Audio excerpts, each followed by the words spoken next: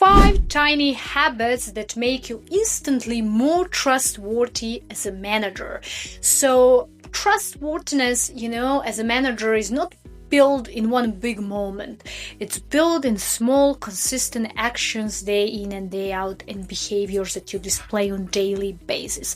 A lot of people or managers try to build trust with their teams, actually with big speeches and with big promises, but at the end of the day, it's built through small, consistent actions, as I just said, that your team notices from day in and day out. And I will just mention 5 tiny habits that you can do daily. They don't require much effort, but they work wonders. And let's dive in, start from the first one. First thing first, basically do what you say you'll do, right? If you promise something, do it, but do it and show it in the behavior. Not just, like I said in the beginning, don't just say, oh, I'm going to do this, and you don't do it.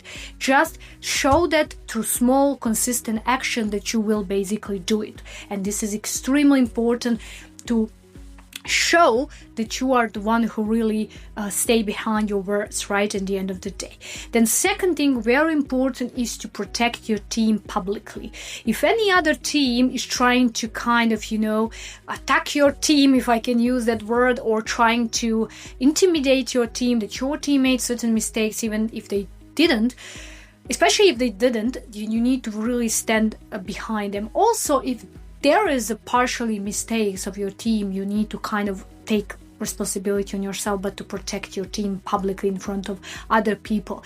This loyalty actually that you show to your team builds loyalty back. Keep that in mind. Very important point, okay? Then number 3 is always be on time. Be punctual, whatever you do, meeting, feedback meeting, one-on-one, or meeting with a huge team, always make sure that you show respect when it comes to time, because people love to see that you respect their time, and this is how they actually trust you more to those little small things. Because if you are not on time and you are a leader, what example you are setting up for your team? Just imagine, just think about it, right? Then next one, which is a very important one, admit when you are making mistakes, or admit if you made a mistake. You are also a human being. Don't be actually scared to admit that you made a mistake. It's better to admit that you made a mistake and you show your team this kind of vulnerability than just be there and say, that's not my fault, this and that. You lost respect from them, right? Because people don't like to see that you are kind of hiding your mistakes and you're pointing, I hope not, but some managers pointing out other mistakes, but they are not admitting they are also making mistake. Because this relatability is very important, because if you are relatable to your team will be actually trusting you more and respecting you more, because they see, okay, so you are the one who also not afraid to make a mistake, and this is how you are giving example to your team, so they are the ones who are actually coming to you and admitting the mistake without hiding, without actually trying to cover it up for that, right?